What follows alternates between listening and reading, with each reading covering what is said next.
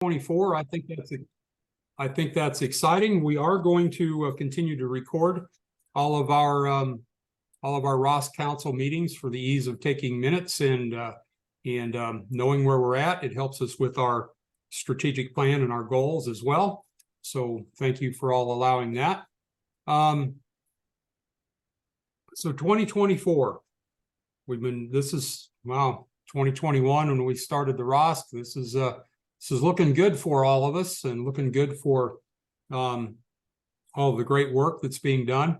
So let's go ahead and get started. We'll roll on to introductions. And if you'd introduce yourself by name, your organization and affiliation, and your New Year's resolution, whether you have one or not, we'd like to hear how you pursue that. So, Cammie, would you start us off?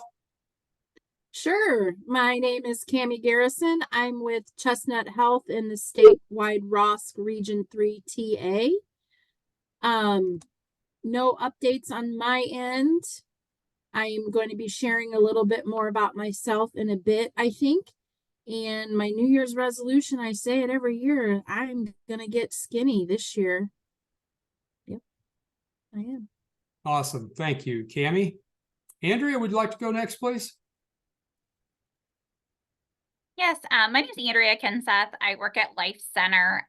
We have both offices in Bloomington and Pontiac. So I primarily work in our Bloomington office, but I'm kind of been, like I mentioned before, stepping in the interim to this group. I am a member of the McLean County ROSC, so I'm kind of familiar with the ROSC group. So that's kind of what I do. I help people move out of nursing homes back out into the community. So I'm very busy. One thing I would say for my next year's resolution, taking more me time, which is very hard for everyone, and being a parent is extra. Not much me time these days, but that's a goal of mine. We'll see how it goes. Thank you. Thank you, Andrea. Thank you for joining us today. Erin? Hi, good afternoon, I guess. Afternoon, everyone. My name is Erin Fogarty. I am Livingston County Health Department's Health Education and Marketing Director. Quick update from our organization, from just one of our 30 plus programs that we have here, from our Tobacco-Free Communities grant and Smoke-Free Illinois Act enforcement. As of January 1st, vaping is now considered smoking within the state of Illinois, meaning that vaping is no longer allowed indoors and within 15 feet of any entry in there.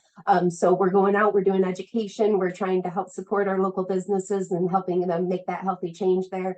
But one that we really need folks to help us get the word out, because a lot of this is just about creating awareness for folks and an understanding of why it's important to create these healthier spaces for employees and people visiting different businesses and those kind of things. So just a quick update on that. And then New Year's resolution, I'm trying to make sure that I get outside for a walk or a run every day. So that it's outside, so that, doesn't matter how cold it is. I'm just trying to get out for that 20 minutes a day. So I'm building that into my calendar and my schedule there so that I make sure I allocate time for that and it's on my priority list. Awesome. Thank you. Jimmy, how are you today? Doing well, thank you. Hi, everyone. I'm Jimmy Bonavolonto. I work at Chestnut Health Systems in clinical and community relations. A couple quick little announcements I have. First, in the Livingston County area, I know I've spoken to a couple different agencies about partnering and us providing higher level of cares for substance use disorders, like residential services and treatment. If anyone has any questions, I'm looking to collaborate with some agencies in your area. So I will include my contact information in the box below. And then another little side area, Chestnut Family Health Center in Bloomington.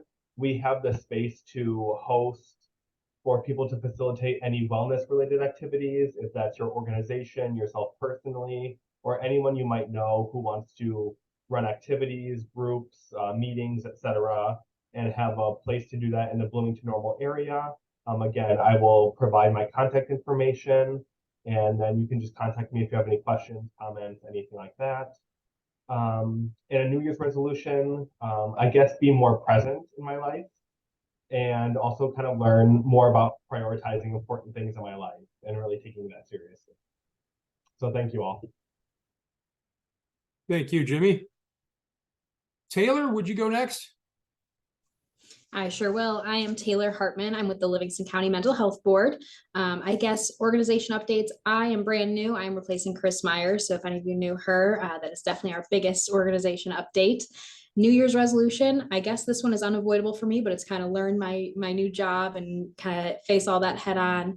And then I'll give a personal one too, because I feel like my professional one, like I said, is unavoidable. But I got a new dog in the last couple months, and so to train her, and hopefully she'll be sitting and listening as well as I know she can within a month or so.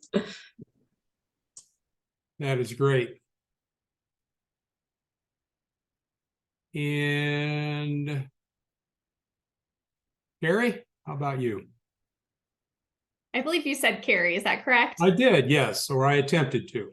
Awesome. Good afternoon, everyone. I am Carrie Knapp, Associate Director of Community Health with Chestnut Health Systems, and I help serve our community-based ROSC councils, with Livingston County being included in that. One New Year's resolution that I am attempting to make is writing down one thing that I'm grateful for every single week, or one highlight of every single week. So at the end of 2024, I'll be able to look back and see all of the wonderful things that happened throughout the year. So I think there's a lot of power and gratitude, and I'm hoping to embrace that as we enter into a new calendar year. Awesome. Thank you. Teresa? Hi, I'm Teresa Deemer. I'm the clinical director of the substance use program. And updates, John, I think Rhonda, who is on this call, is going to forward you the family support group meetings we have scheduled for January as well as February. So we got a grant through the mental health board. Thank you, Taylor, for helping us with that. And what we're doing is no charge to anybody that wants to come in, but kind of have a treatment side as well as a person with lived experience side to that meeting, and just supporting the family members. And Rhonda may want to share a little bit more about that. Other than that, we're fully staffed. We're just getting everybody trained up. And I do need to leave this meeting a little early because I have drug court right at 1. I want to say hi to Jimmy. It's nice to officially meet you face to face. And my New Year's resolution, I probably do need to be more present and mindful, is probably the thing in all areas of my life, because I'm always doing 20 things at the same time. Thank you, Teresa. Sandra? Hello, everyone. Thank you for having me on this meeting. Updates with Gateway Foundation, not Chestnut, but I did want to tell you, Jimmy, I wanted to meet with you as well regarding your training center, because we have a training center as well here in Bloomington. We're going to finally open our Bloomington facility in March. I think the ribbon cutting is set for the 14th of March, and I'll send everybody out a save the date card. We are open and have immediate openings for all funding at all of our sites. So if anybody has anybody, call me directly. I'll put my direct phone number in the chat. Let's see. What did you say? Our New Year's resolution? Yes. I don't know. I just don't make New Year's resolutions, but I do. It feels always to me like a clean slate.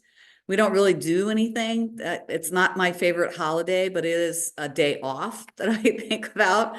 But I think for me as well, I have to ditto that of staying like mindful. I'm getting older, so, I have to think about my age and health and wellness. So I'm starting to make those preventative doctor appointments that I hate doing. So I've started doing those, and I still don't like them, but I'm going to do them for me and my family. So thank you. Thank you. Julie, how are you today? Hello, nice to see everyone. Nice to be here again. I'm Julie Pullman. I'm with the statewide ROSC. I'm Region 4 TA. So I'm just visiting today. I love to come in and learn from each of you in Region 3 and Region 5. And I've actually popped up into 2 and 1 just to learn a little bit what's going on up there. Everything that I learned that all of you are doing, I'm able to share with my coordinators across the ROSC in Region 4.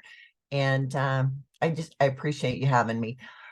New Year's resolutions. I don't have any personal ones whatsoever. And I'm sorry, I'm just one of those people. I know I break them within 2 weeks, so I don't even set them anymore. But I do like Sandra's idea of trying to be more mindful of taking care of myself and getting older and stuff like that. So thanks again. I appreciate it.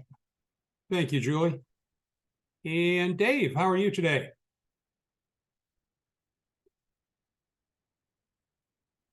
Hello, everyone. I'm well. I'm Dave King. I'm the Community Outreach Manager for Carl Health. And I guess a couple of updates for us is that we did hire an outreach worker who started the 18th of December. I've never had somebody start during that time, so it's very weird to have so much time off while somebody is starting. But they started and are going to be based in Vermilion County, particularly in Hoopeston. Later this month, we go visit our vendor who's building our mobile unit that we're going to deploy in Vermilion County as well to do some mobile harm reduction. Those are probably the two biggest ones. And like Sandra and maybe Julie, I don't do New Year's resolutions, but I guess, I mean, what's the point? Anyway, but I will continue my own fitness journey that I began last in the summer.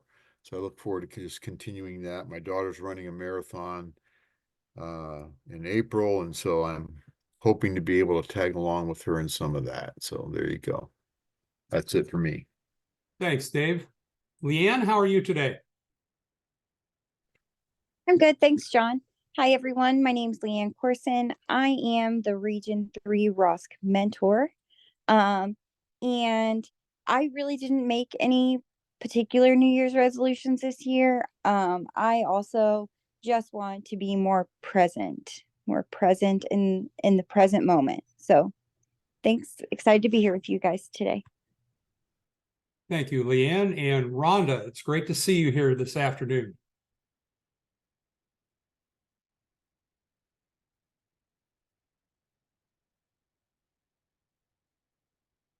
Rhonda, do you care to join with who you are and your resolution?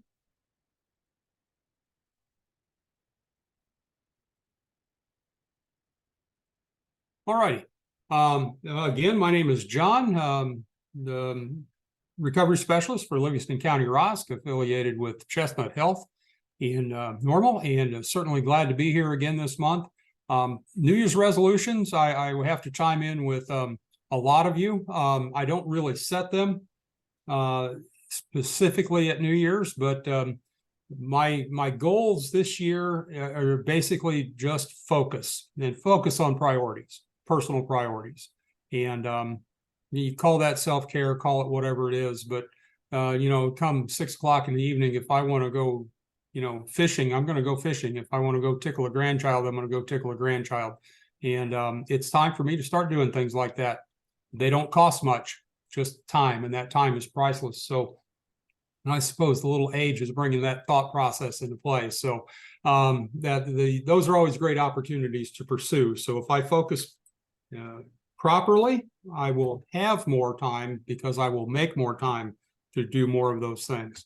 So moving along to our next slide, we want to welcome Cammie Garrison, who gave us a brief announcement of who she is. Cammie is our new statewide ROSC Region 3 technical assistant. And so she's going to fill us in on a little bit about herself and what she does as a TA for us. So thank you, Cammie. Thank you. Thank you, John, for this opportunity. I have to preface by saying I hate seeing my picture all big and in my face like that. Yuck. So my name is Cammie Garrison, and I have been with Chestnut working on the statewide ROSC program for about 3 months. I started in October, so I'm still very new and green and learning every day. A little bit about myself. I grew up and still live in Iroquois County, not too far from Livingston County, and kind of the same rural geographic population wise as Livingston County. I grew up on a farm. We raised draft horses, Clydesdales. I did get off the farm long enough to go to Eastern Illinois University in Charleston. In there, I got a BS in community health and a minor in family services. And I say that part kind of as a joke and with a lot of humility, because when I was in college, circa 1991 through 94, I was so like not in the moment. I didn't care. I partied too much. I had no real goals or focus. And I chose my major because I did like some of the community education stuff, but the community health buildings were right across the street from my apartment, and I didn't have to walk very far to attend those classes. And I'm not even kidding you. That is how I chose my major. Okay. So while it looks good on paper, I did not have any aspirations to do any great, community health work. And I definitely left college thinking I will never do a needs assessment again for the rest of my life. And yet here I am.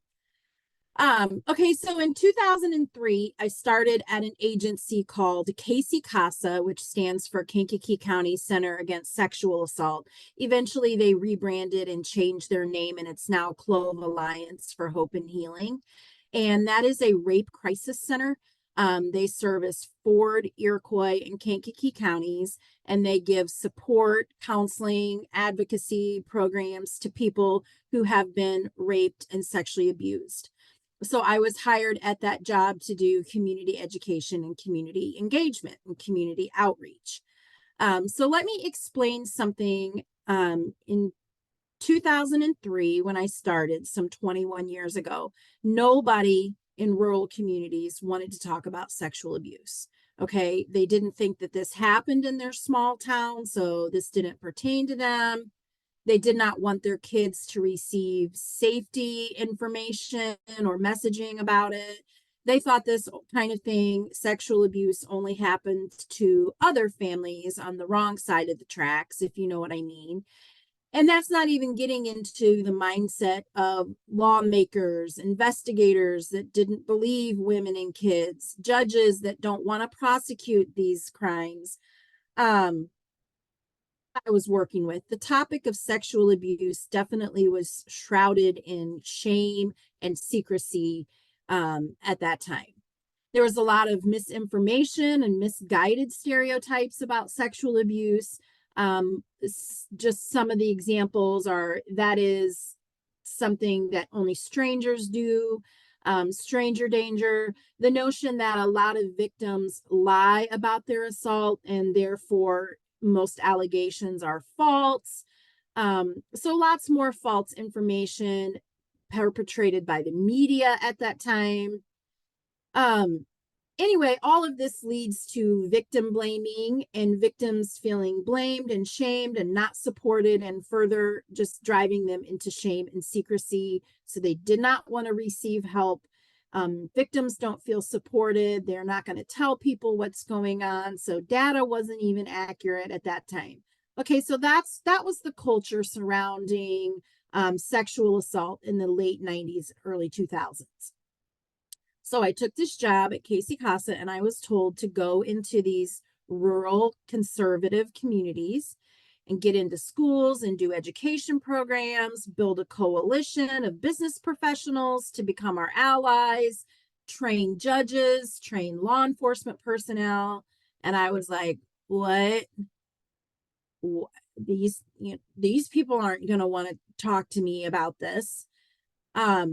So we were doing coalition building before it was called coalition building. We were doing resource mapping before we called it resource mapping. We were changing and challenging social norms in a small community before it was called that. We had little or no framework or guidance for these things. So it was very new. It was very popular. It was very scary. And they called us the rape ladies. Whenever we attended a meeting or an event, they would say, oh, the rape ladies are here. Okay, so does any of this sound familiar to you in your work with substance abuse disorder. Okay, so the reason I'm telling you this is because within 10 to 15 years, when I eventually left that job, the change that we saw regarding support towards sexual assault victims and understanding of the issue of assault, the change in social norms about victim blaming and believing victims, all of that was almost immeasurable, the change that we saw. We did build coalitions in many pockets, including schools, business leaders, persons with disabilities. We formed SART teams in each communities, which stands for Sexual Assault Response Team, which consisted of law enforcement judges, state's attorneys, hospital ER personnel, first responders, to better discuss first response practices.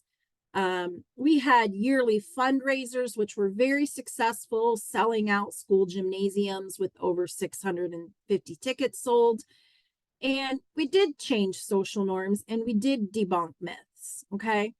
So the reason I'm saying all of this is because I think when you're in an initiative that's kind of new, like the ROSC councils are, and maybe it seems daunting a little bit, or if you feel like you are met with negative stigma or ignorance in your community, and it seems impossible to change social norms or almost even scary to approach groups to give them your message, I just want you to know that it is possible and that change will come. And in a matter of a couple years, you will see it if you keep getting out there and doing this important work. I think the change of stigma and beliefs around the issue of substance abuse disorder will be so profound over the next couple of years because of this work that you're doing in your communities. I think communities are going to be more supportive of persons in recovery. I think grant dollars are going to be allocated more and more for resources, recovery housing, et cetera, in small communities that currently have nothing.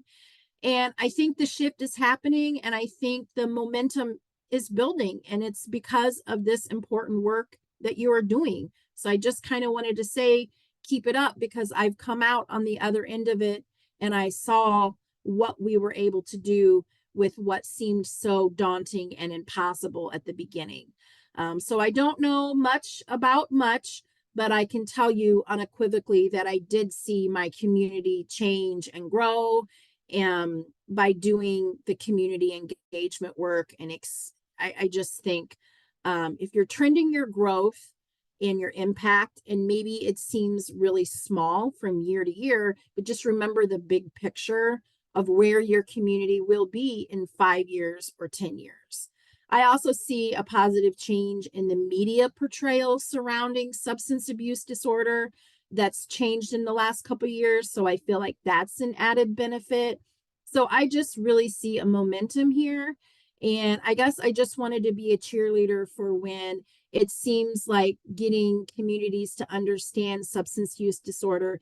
I think it's possible, and you guys are doing the work.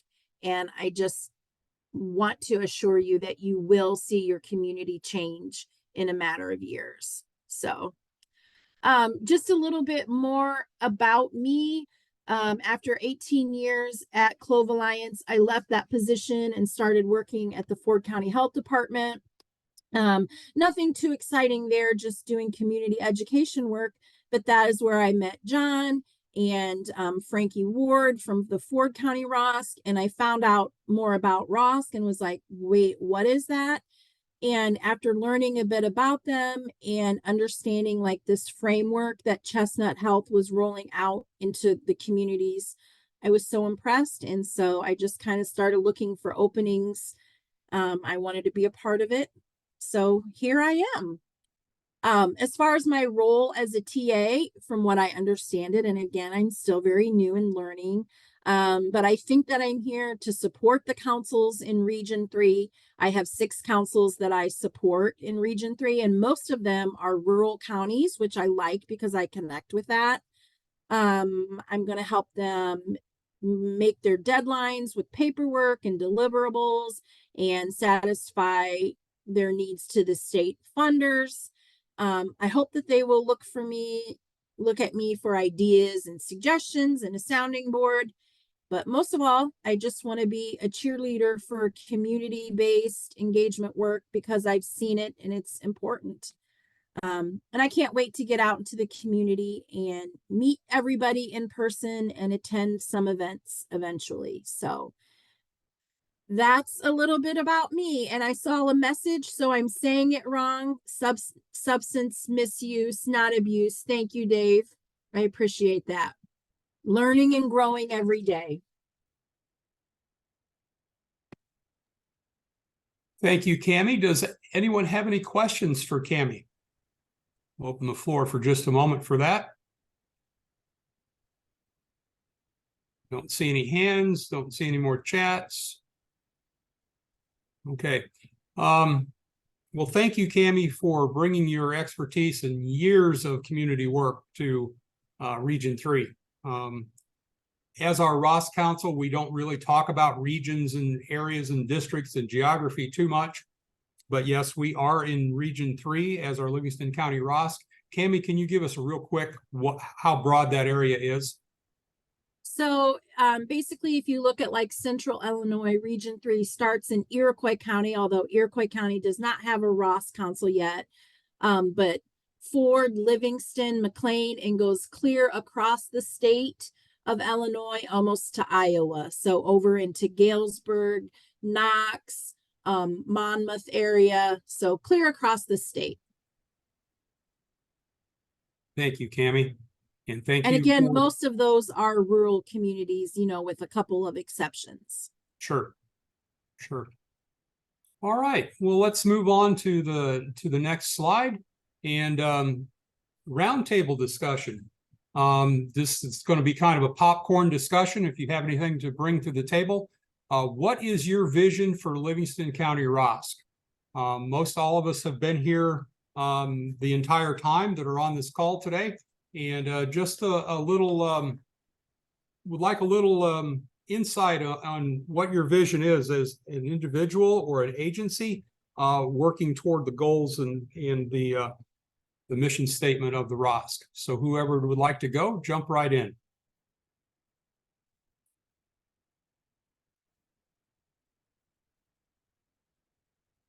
Not a trick question, I promise. I can go ahead and start us off this afternoon. You know, really, as I take a look at my personal vision for Livingston ROSC, I could really spend the next 30 minutes kind of brainstorming and sharing all of the ideas that I have. Really, but ROSC as a core is a collaborative group effort, right? And so that's something, again, that I want to continue prioritizing in the days ahead for this council, is ensuring that all the stakeholders that are part of our ROSC council are collaboratively working together to make Livingston County more recovery oriented and more recovery friendly. As we take a look at our strategic plan that was recently completed at the end of the last calendar year, you know, a couple different things come to my mind. I would love to see a stigma reduction campaign built out for Livingston County, and really taking the tools and resources of that campaign to adequately equip all the various stakeholders that do substance use and mental health work each and every day, right? And we all know that there's still so much stigma to be broken down, and we could do this for years, and there's still ultimately maybe some stigma there. But I'd like to see that being something that we prioritize in the days ahead. And another part too that's come into my mind is looking at PLE, or persons with lived experience, involvement within our ROSC Council, really increasing their involvement with our meetings, but also the activities that we are carrying out each and every day in Livingston County. So how can we bring more of those folks to the table? How can their voices be even more heard than they are now? How can we break the stigma around their involvement and really help them understand how their story impacts our work and ultimately Livingston County as a whole? So that's my 2 cents for right now. I'm sure a couple other ideas are circling through my brain, and I'd be happy to share those once they come. Rhonda's audio is not working, but she states in chat that to continue to raise awareness and squash the stigma. I like that squash idea. And outreach is extremely important. And very, very valid points, Rhonda. Thank you very much. Does anyone else have anything?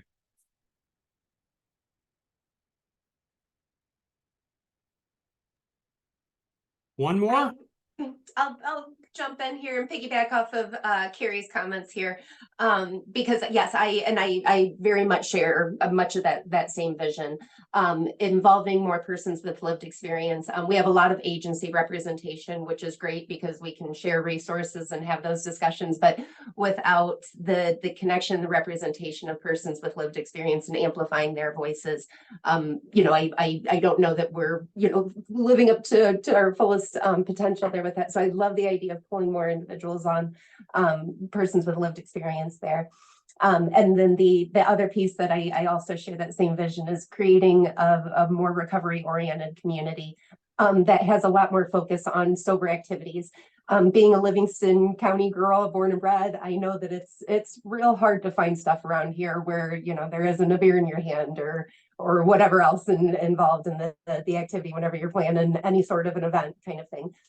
So the idea that we create more family-oriented events and more adult-oriented events that are sober events for individuals to participate, so that we can build that community, build relationships without having that substance piece involved with those activities in our community. So I very much share your similar vision there, Carrie. Thank you, Aaron. Anyone else? Everyone else?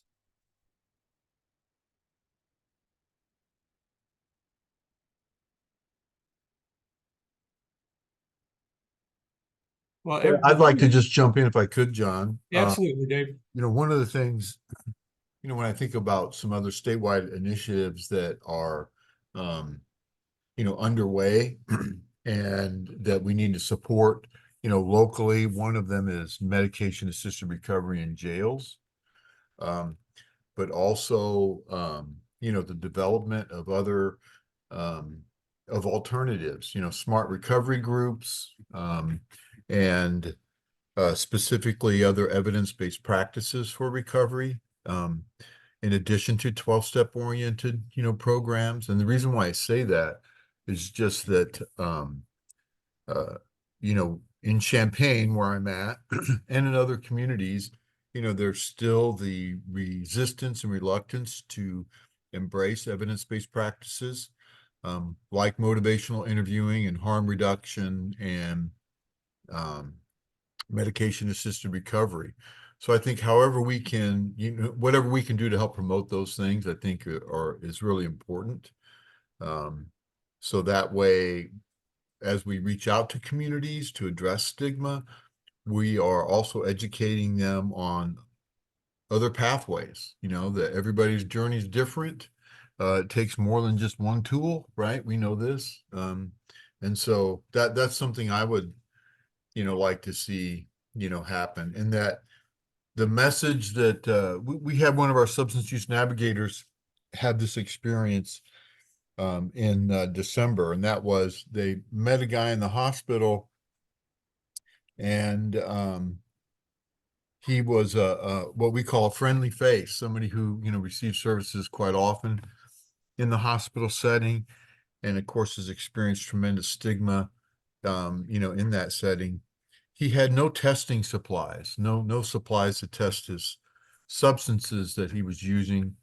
And so and we at Carle Health don't provide those things. We are now through a separate funding stream, but long story short, when he was given testing supplies in the hospital, he just cried and said, no one has ever shown that they cared. And so sometimes when I think about, we have these evidence-based practices, but we also have this, it's high tech human, high touch kind of thing that we need to do both. And I would love to see that. I know that we do that at Livingston and other ROSCs. I just would like to see that more, because every day there are still people that lose their life to this disease, and so whatever we can do to engage people, we need to try to do it. That's all I have. Thanks. Thank you, Dave. I would like to add, being from this community my whole life and working here for 24 years, and also being a former probation officer, I think Livingston County has taken huge strides to really change the outlook, especially on the legal side of things, to be more open with harm reduction. I think there's been a huge shift. We still have a ways to go, but I think all the Narcan that we're distributing, we do have some fentanyl strips. Occasionally, those are a little bit harder for us to come by. But I do feel like being on the drug court team, we have clients that are on Suboxone and other medications, where in the past they haven't been open to that. I don't want to get into too many details of some of the stuff working on behind the scenes, but there's some other things going on that I've had some private meetings with the jail and some other entities in the county that I think we're kind of bridging that gap a little bit more. It just might not be on everybody's timeline that everybody wants it to be, but we're definitely getting there. Thank you, Teresa. Rhonda shared in chat, just to inform everyone, Pontiac Al-Anon Club is no longer offering Al-Anon meetings to family and friends. We are actually forwarding individuals interested in Al-Anon to IHR Family Group. So not good information, but information we needed to have. So Hey, John. Thank you. Yes. I'm in my car, so I can't turn my camera on, but I know I have to leave this meeting early because I have another meeting scheduled, but I do want to say, I mean, I've worked in several different roles. I started out my career in Chestnut, and I know that, you know, at my time in my life right now, at the end of my career, is that, you know, when we talk about stigma, and this is the same thing that we've been trying to do over and over and over, and it's the same stigma that we've been trying to tear down. And I know I do that. I go to the hospitals. I've been to St. James Hospital and try to talk with them. And I've tried to tell them, you know, whatever you can provide as far as tools in the emergency room to give your nurses, to give your physicians, give them contacts. I mean, they have Chestnuts, they have ours. You know, we're all out there trying to help those that and meet them where they're at. And I think, you know, I agree with, you know, Dave, as many different kinds or different types of tools that we can provide and options to give each community to break down that stigma. We're still gonna, I mean, it's gonna be, we're gonna have to do that until eternity, because the stigma just, it doesn't really change. It's just a different place, you know, or you have new fired up young folks, you know, Carrie and Cammie and all of you. I, you know, totally kudos to you, because starting out early in your career, it's going to be a continued work on your part. And, you know, me at the end of my career, I'm ready to pass the baton. However, having said that, I just encourage you to keep a fire under you and keep working at it, because it's never, ever going to change. But again, at the end of the day, I think it's just having that compassion and listening and being there for them and meet them where they're at. Because if it doesn't work for Gateway, I can guarantee you I'm going to call everybody else to try to get them to help. I don't care where they go. There's enough to go around for everybody. I just want them to get help. So, no, food for thought. And to kind of tag onto what Sandra says, Sandra and I have an amazing working relationship. We have a real, and I know probation has a lot of success with Gateway and helping our clients. You know, I have been out at the ER a couple of times, and we have a really nice referral system because they have been burned out. Our EMTs are burned out. They don't want to Narcan somebody again. So we have systems in place that they can contact us, and then we can distribute, you know, get a hold of the client and then find what's the match. Maybe it isn't IHR, maybe it isn't outpatient, maybe it's Gateway or Chestnut or one of those other locations. So we do have systems in place to triage those individuals. Well, thank you all for those interactive and passionate words. When I look at stigma, and my definition of stigma has evolved, thank goodness, over the years. But I also, every time I hear the word, especially in a meeting like this, I think of stigma and I think of the old 12-step version of insanity, doing the same thing over and over again, expecting a different result. Yeah. Unfortunately, a lot of people have approached stigma the same way. We beat it with the same bat, we kick it with the same shoe, whatever you want to call it. And to hinge on to what Dave said and what Sandra said and some of you others said, opening those doors and taking other chances with people, meeting people where they are, really where they are, and not as where we think they should be, is what's going to help break down the stigma, offering what we have to offer. There's so much more to offer today than there was 40 years ago, 30 years ago, 20 years ago, 10 years ago, and even 5 years ago. And are we conveying the message properly to help break down that stigma? Are we conveying the message of hope to not only the people who are in need, but amongst ourselves? Sandra and Dave, I know, have been riding this horse for many, many, many years, and I have as well. All of us in different capacities. You know, I look at what my vision is for Livingston County ROSC, and that's sustainability. That's my vision for it. What are we going to leave that's sustainable next year, for the year after, and the year after, and the year after, and continue to build on that? That's my vision for the ROSC. But the stigma thing, squash the stigma. That's a great way to look at it. But different approaches for different communities. We need to be mindful of that at all times, not just the same old. So thank you all for sharing in that. Does anyone else have any other visions for Livingston County ROSC? Christine, I see that you have your hand raised. Is that on accident or do you have a thought to contribute? No, I'm on purpose. How you doing? Okay. I'm Christine. And I just want to introduce myself. I am a PLE, as we like to say, and I work for Carl in outreach, community outreach here. And I like to come to ROSCs, I think you guys are amazing, first of all. And I love this whole idea of, you know, bringing people people with lived experience, like we need safe spaces, right? And ROSC is one of those things for people in the community who are trying to recover and need some safe spaces to do that in. So I'm available. I just want to introduce myself because I kind of just popped up on the screen.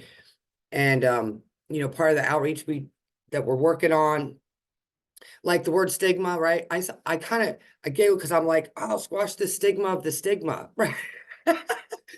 Because the word stigma, right? I don't know about you, but I get a visual when I hear the word. But so that's the other thing, you know, not even saying stigma, but it's such a big, you know, there's so many pieces and parts to all of this. And I think, you know, part of where we've started here through Champaign, Danville, Vermilion County, areas around the county, Ford County. I've been talking to Frankie and is just, you know, putting our feet on the street, you know, and starting these conversations and being visible, you know. We've been following the data here. I kind of got with the public health department because I'm like one person, so there's no army. Not yet, but we're gonna have one. And we go out as in pairs, you know, weekly to the places where we see the numbers jumping the most, right? As far as increasing. And, you know, we go out and we just let people know, hey, we're here, you know. We pass out Narcan, we talk to people, some know we care, you know. And then we go out and do it again the next week. You know, we try to go to the same area because we want to develop, you know, because people peep out their windows, they're looking, they know we're there.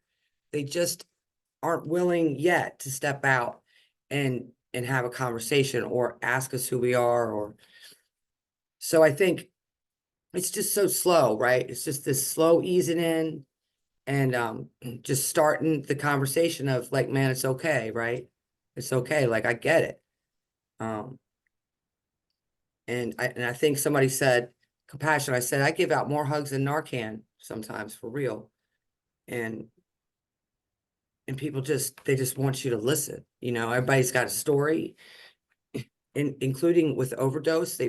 Someone has in their life, they've been impacted by that. But I just think saying stuff out loud, right? Just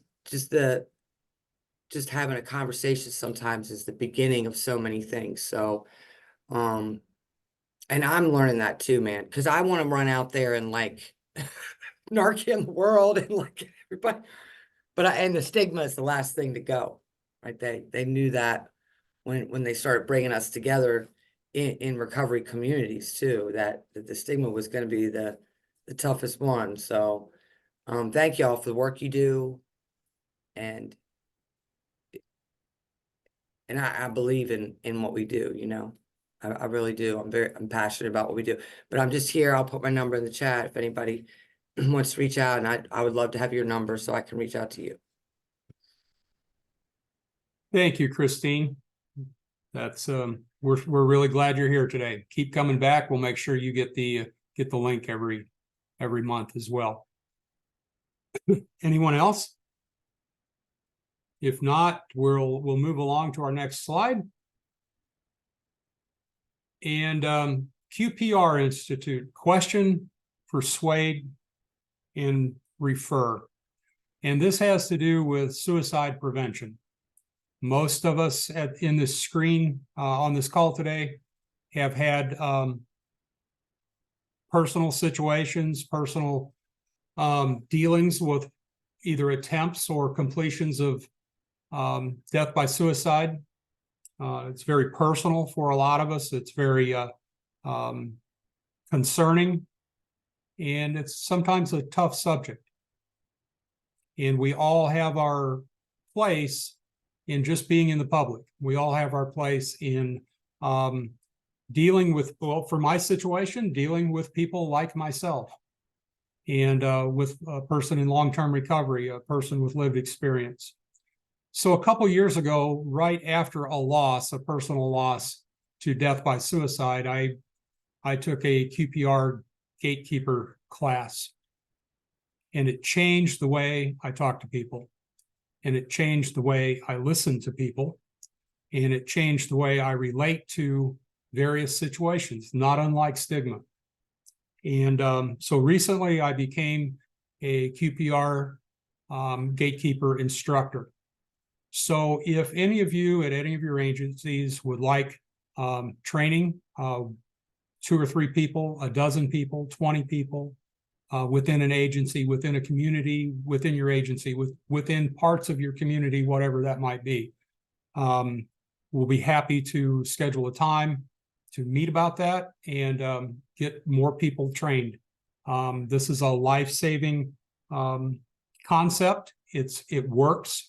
It's been proven time and time again, and I'll be happy to help, and my partners at Chestnut will be happy to help with that. The small nominal cost is a little booklet per student. I think it's $3, $5, and be happy to help any agency or any community within our communities that you would like to bring this concept to. We all know. And we all know that, you know, there is a need for this as these numbers rise and as the attempt rate rises alone.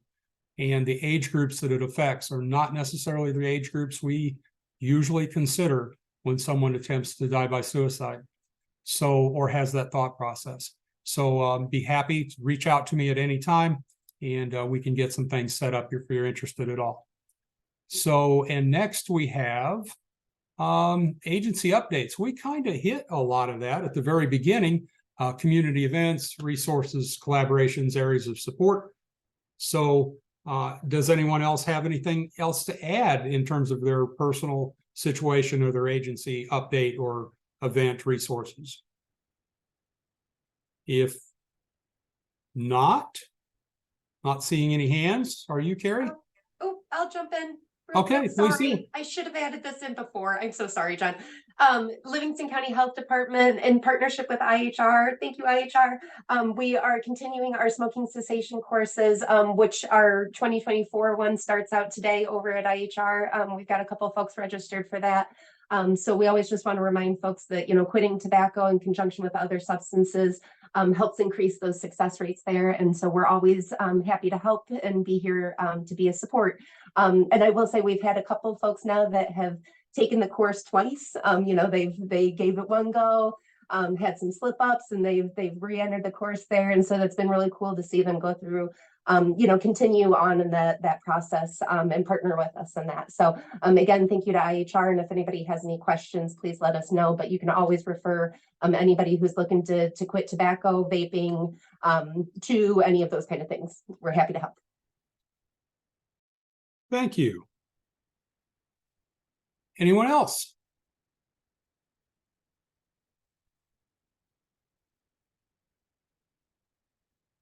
If not, we'll move along. We're filling our hour. Does anyone have any questions today in regard to anything that we learned today, or any other questions with other agencies amongst ourselves? Seeing no hands. Seeing it. Rhonda's full of victory today. 5 months without smoking. That's awesome. That is awesome. So congratulations, Rhonda. You're a blessing to have around. You know what? You just keep coming back. That's great. Excuse me. And Livingston ROSC team contact info, myself, John Schneider, Carrie Knapp, and the Livingston County ROSC Gmails checked numerous times a day for your sharing convenience. And I want to remind everybody when we go on to the next screen with our Facebook and all of the other things that we're involved in, and the Gmail. We will share whatever you have for us off of your Facebook pages. We will share anything that you send to us on ours. Don't forget our virtual resource guide, our JotForm account. Scan that. It takes you to everything that we do, everything we've talked about, minutes of these meetings, and a whole lot more. So stay in contact with that. Those QR cards are going out. I've left them at many of your agencies. They're being distributed from within. They're being distributed I'm just putting them in mailboxes. No, not really, but just putting them out there everywhere we can. And we're getting quite a few hits. Right now we have about 1,500 cards out, and it is an inexpensive way to get the word out about what we do in the ROSC. So thank you all for joining in on that. And I don't know, is there anything else? Oh, the next meeting, Thursday, February 1st at noon via Zoom. The link is there. The meeting ID is there. We'll send that out to you as a reminder. Julie reminds us in chat that she loves our newsletter, and you will get a newsletter probably every other month. We'll do 4 to 6 pages, we hope, and get that information out there. That's on the resource guide as well. And if there's anything that you'd like to add to that newsletter and what we're doing in the ROSC, please let us know. Let me know that so we can get it in there, because this is your ROSC Council. This is your efforts and everything that moves forward. We had a lot of great conversation today about stigma. We had a lot of great conversation today about persons with lived experience, getting the word out there. And what that entails is more people. What makes success here is building our flock, so to speak, and getting that information out there. Get the dirt under your fingernails kind of things that it takes to build success in our communities. It doesn't matter if it's Strawn or Pontiac. It's needed, and we're all in the same place. So if you have persons that you think may be interested, go ahead and approach them. If you're not comfortable approaching them, drop me their name and their information, and we'll have those conversations to see if they'd want to participate in this great effort. That's all I have. Does anyone have anything else? We've darn near filled an hour this month, and I didn't think that was going to happen, but that's the great conversation with this group. So thank you all very much. Any information you need, anything we can do for you or I can do for you, please contact me. Thank you, Cammie, for presenting today. A great wealth of information there and a tremendous amount of passion. And that's what it takes. So thank you all. We'll see you next month.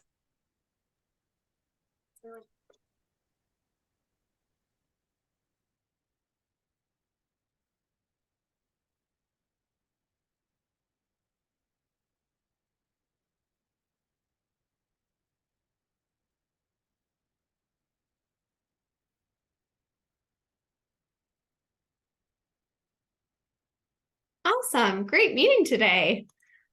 Yes. Let me go ahead and